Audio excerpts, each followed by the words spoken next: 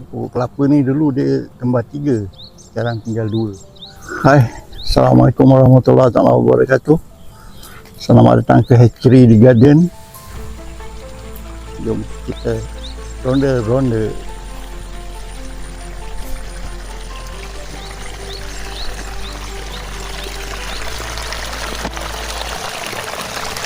Tempat ni bukanlah satu kawasan mewah, namun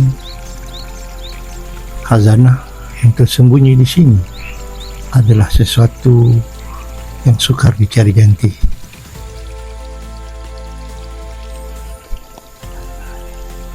Di dunia yang semakin sibuk, masih ada tempat yang tenang, tempat di mana alam masih bernafas.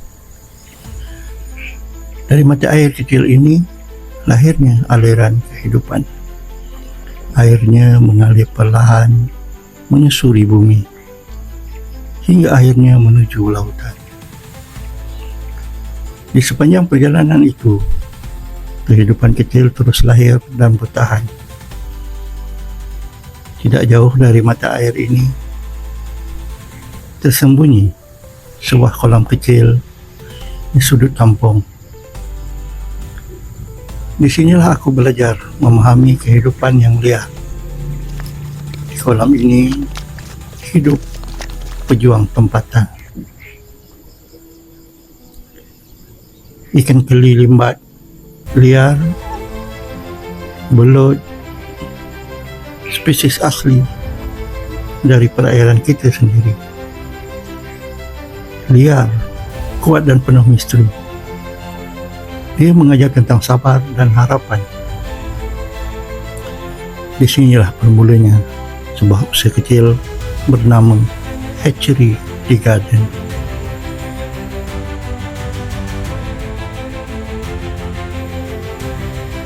Kerana kadang-kadang bukan kita yang membawa orang ke sesuatu tempat, tetapi tempat itulah yang mengambil, yang membawa kita kembali kepada diri sendiri.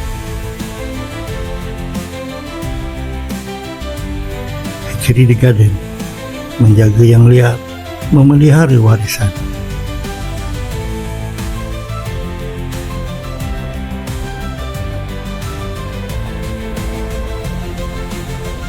Inilah tempatnya.